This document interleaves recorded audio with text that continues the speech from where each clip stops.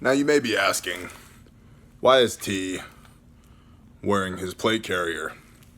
Well, to illustrate a point. So, in an attempt to do a semi-coherent video response to the Revolting Man and his piece on the organized militia, a thought occurred to me. There are many, many hundreds of thousands, if not probably millions of people who are members of their state militia or whatever. Groups, right? Aha, there's that evil word again, groups, that we're always talking about. See that painting? Yeah. We will do art reviews soon, I promise. This guy has a plate carrier and a beard and talks about art? What's wrong with him? He one of them weirdos? Yeah, probably. Listen, anyway.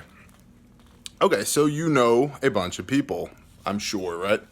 You also happen to be in a group or in a militia or some type of organization where having hard plates and magazines is deeply appreciated, right? So I have a question for you. SHTF, it all goes to hell in a handbasket. There are people, I'm sure, that know that you're one of those guys, right? There's people that know I'm one of those guys. You know they're gonna come for help, right? Hey man, I don't know what to do. What do I do? Right? So, twofold question. Number one, how many people are you expecting to show up on your doorstep, hypothetically, figuratively, or literally, and say, dude, I am lost. I need help. I mean, you. What are you gonna do when 5 of your buddies show up and they're like, dude, I have an AR. The last time I sighted it was 3 years ago. I got 2 D&H aluminum mags and like 40 rounds of ammo. What are you gonna do with that? I'm being serious. What are you, as the de facto leader of this ragtag group that you're going to have to assemble, what are you going to do about that? Number two, assuming that these people do show up, and I'm not saying that they will, but I'm saying the likelihood is high. Assuming that these people do show up, do you bring them to your militia? My answer is probably, right? Because while S does flow downhill, right? That's why there's a command structure. Hey boss, I don't know what to do with these people. I brought them to you.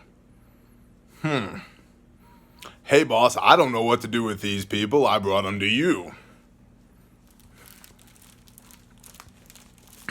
Right?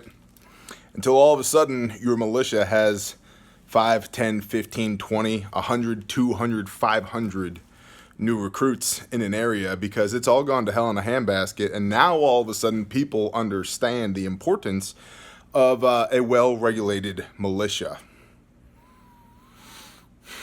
So, assuming that number 2 holds up and there's going to be a large influx of people, how do you prepare for that? What do? Is there, and I'm asking, I'm not telling, I'm asking, is there a kit that you as a militiaman have set aside for an extra?